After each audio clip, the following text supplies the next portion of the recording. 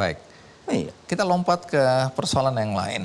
Oke. Tentang kekhawatiran apa yang akan terjadi di tahun 2024 nanti. Karena itu adalah tahun pemilu, pemilihan presiden, di mana kemudian kekhawatiran sebagian masyarakat ini adalah munculnya konflik.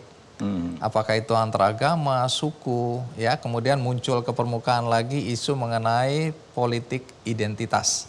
Oh iya. Karena pengalaman kita sebagai bangsa ketika Pilkada DKI itu kan politik identitas begitu kuatnya sehingga sampai hari ini di mana kita duduk berhadapan seperti ini, konflik itu belum selesai juga.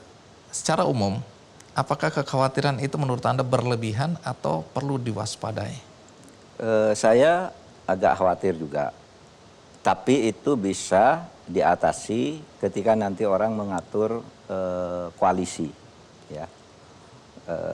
Ya nanti biar partai yang bicara, tapi menurut saya koalisi pencalonan presiden dan kombinasinya wakil presiden itu akan menentukan itu ke depan. Menampung aspirasi kedua pihak, kemudian lalu disepakati bersama. Sebagaimana yang dilakukan di periode yang lalu? Iya, menurut saya kalau bisa seperti itu bisa diatasi. Tapi terus terang Mas Andi, saya melihat perkembangannya sekarang, dua yang saya khawatirkan. Apa itu? Saya katakan 2024 insya Allah lah saya menjadi salah satu garantor bahwa pemilu itu jadi. Banyak yang garansi tentu presiden. Saya menjadi pelaksana tugas pemilu jadi. Tapi yang saya khawatirkan nanti sesudah pemilu itu, bisa enggak nih politik identitas ini dilebur menjadi politik nasional yang inklusif kosmopolit. Kalau tidak bisa itu berbahaya. Lalu yang kedua yang saya khawatirkan, jaringan korupsi, nepotisme, ya, facilitation payment, pembayaran untuk promosi-promosi ngurus apa itu hasil temuan transparansi internasional itu masih merajalela. Promosi apa ini? Apa saja? Untuk jabatan, untuk jabatan, untuk sekolah di angkatan ini, angkatan itu. Kalau enggak, keluarganya harus bayar. Dan presiden udah tahu itu. Sudah kita presentasikan lah hasil temuan TI itu. Ini Pak masalahnya. Nah ini, sekarang lu masuk, akarnya melebar. Anda mau masuk sebuah sekolah angkatan gitu. Enggak ada kalau enggak pakai facilitation payment itu. Sudah bukan rahasia. Sudah bukan rahasia, makanya saya ngomong. Tapi kadang-kadang orang enggak ngomong cepat kan. juga bukan rahasia. Iya. Siapa di belakang dia? Iya. Siapa promotornya? Betul. Oke. Betul. Nah itu yang jadi harus dua hal diatasi itu menjadi itu. Kekhawatiran Anda. Kekhawatiran saya itu kalau yang lain sih ekonomi kita sih oke, bagus lah. Ini pertumbuhannya di luar dugaan kan. Ya, 5,2 menjadi 5,31 dan terbaik. Tapi kita fokus kembali ke urusan 2024. Kalau ada kekhawatiran semacam itu, bagaimana dengan munculnya pernyataan dari Partai Umat, pimpinan Pak Amin Rais, yang secara terbuka mengatakan kami mengusung politik identitas. Ini diperdebatkan apa yang dimaksud dengan politik identitas. Ini perdebatannya panjang. Oh bukan itu maksudnya, bukan. Tapi kita paham bahwa yang dimaksud dengan politik identitas yang kita kenal itu akan menyebabkan munculnya konflik-konflik di masyarakat. Bagaimana Anda menyikapi atau menanggapi pernyataan bahwa ada partai yang mengusung politik identitas? Mungkin secara elektoral itu dianggap menguntungkan oleh Partai Umat, ya, karena kan memang ada lah kelompok itu. Tapi itu tidak dominan, saya kira tidak sampai 1 atau 2 kursi lah kalau dapat dukungan dari itu. Oleh sebab itu saya menganggap apa yang diusulkan Pak Amin Rais dan umatnya itu bukan politik identitas sebenarnya. Identitas politik, beda loh. Beda identitas politik. Saya orang Islam, saya orang Madura, identitas politik saya secara murni saya Muslim, saya orang Madura. Itu sudah dibahas, tapi mengapa orang kemudian mengaitkan dengan pengalaman masa lalu? Karena di dalam pernyataan itu diikuti dengan sikap bahwa mereka akan melakukan diskusi gagasan politik di masjid-masjid. Sampai di sini? Tidak apa-apa menurut saya. Kan masjid memang tempat politik. Politik itu kan tidak selalu berarti permusuhan ya. Politik itu kan artinya policy. Kebijakan negara bisa didiskusikan di masjid. Ada politik ekonomi, ada politik hukum. Kenapa kalau berdiskusi di masjid? Politik kebudayaan kan boleh.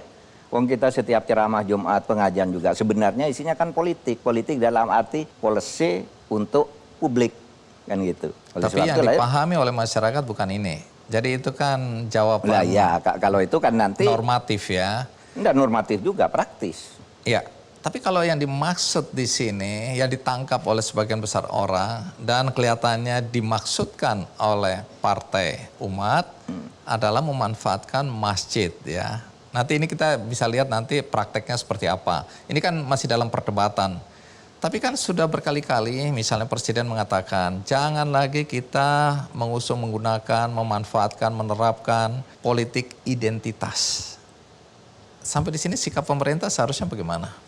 Ya sih, Untuk keamanan ya, kita bicara keamanan 2024. iya, kita kan tidak bisa melarang itu kalau orang memperjuangkan aspirasi berdasar agamanya. Tetapi kenapa kita sebut politik identitas itu dilarang? Kalau dijadikan identitas itu untuk menihilkan orang lain. Kalau gagasan, nah itulah sebabnya kalau saya ini kan belajar dari kitab-kitab NU itu kan ada politik itu, ada politik inspiratif atau politik kebangsaan, kenegaraan, lalu ada politik praktis. Nah, politik inspiratif itu ditanam dari masjid-masjid. Anda harus berbuat baik, harus berlaku adil, itu kan politik.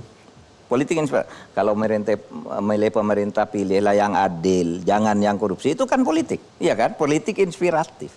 Tapi enggak boleh, masjid, kamu milih Pak ini ya, kamu milih partai ini. Nah, itu yang tidak boleh kalau di masjid.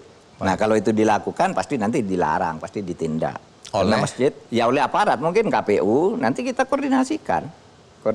Tapi Bawaslu sudah mengatakan kalau itu dilakukan sekarang sebelum pemilu dimulai, dia tidak punya kewenangan menurut Undang-Undang nomor 7 ya tentang pemilu. Ya. Jadi nggak ada kewenangan. Nah, ini yang nanti membuat Bawaslu sendiri mengatakan agak khawatir ketika nanti masjid dimanfaatkan untuk politik praktis sebagaimana yang masa lalu ya. Saya nggak tahu dengan definisi Anda tentang politik di masjid tadi ya. Tapi saya sudah dengar, cuma orang memahaminya berbeda. Bahwa ini nanti akan ada seruan-seruan ya, kemudian menyerang ya kelompok-kelompok yang tidak sependapat atau sepaham dan seterusnya. Tapi sampai sini sebenarnya pendapat Anda sendiri, apakah ini belum sesuatu yang mengkhawatirkan? Enggak mengkhawatirkan menurut saya. Itu sudah terjadi dan bisa diatasi. Dan itu sulit dihindari. Orang kan punya identitas, punya aspirasi dan sebagainya, asal itu tadi pengawasan kita lakukan sama-sama. Kan semuanya berpolitik sebenarnya. Orang yang anti politik identitas sebenarnya sedang berpolitik di masjid. Kamu jangan gunakan politik identitas. Itu kan politik juga, politik inspiratif. Kan gitu. Kan ada politik inspiratif, ada politik praktis. Politik kebangsaan, kenegaraan, dan politik elektoral. Kan itu. Nah itu beda. Baik. Saya akan sampaikan pertanyaan terakhir. Karena Anda cerewet, ini kembali lagi ke soal cerewet ya. Dengan cuitan-cuitan Anda, lepas dari Anda sudah menjelaskan. Tapi boleh dong, saya mewakili juga pandangan yang mungkin berbeda. Jangan-jangan Anda juga sedang mempersiapkan diri untuk juga ikutan di 2024. Sampai di sini, apa jawaban Anda? Kecerewetan saya begini, saya tidak akan jawab itu sekarang. Udah. Baik, kalau gitu kita akhiri pembicaraan kita. Pak Mahfud, terima kasih sudah hadir di acara Kick Andy Double Check. Ini adalah panggung untuk menjelaskan hal-hal yang ada di sekitar tokoh yang saya undang, yang lebih banyak negatif ya, pandangan negatif, tudingan-tudingan dan semacam. Tidak semua orang berani datang ke acara ini, saya harus akui. Banyak tokoh yang tidak berani. Yang tidak berani. Saya mau diundang lagi, mau juga. Baik, terima kasih untuk keberanian Anda. Baik, itu tadi perbincangan saya di Kick Andy Double Check bersama Menko Polhukam, Profesor Dr. Mahfud MD, tentang berbagai isu yang beredar di sekitar Pak Mahfud. Mudah-mudahan apa yang disampaikan memberikan pandangan, memberikan pencerahan, memberikan perspektif dalam melihat persoalan yang ada di sekitar Menko Polhukam maupun persoalan bangsa. Semoga ada manfaatnya. Dan bagi Anda yang tadi menyaksikan acara ini tidak dari awal, jangan khawatir karena Anda bisa menonton tayangan ulangnya di metrotvnews.com. Dan juga ada cuplikannya di channel YouTube Kick Andy Show. Akhirnya semoga perbincangan ini memberi manfaat bagi kita semua. Sampai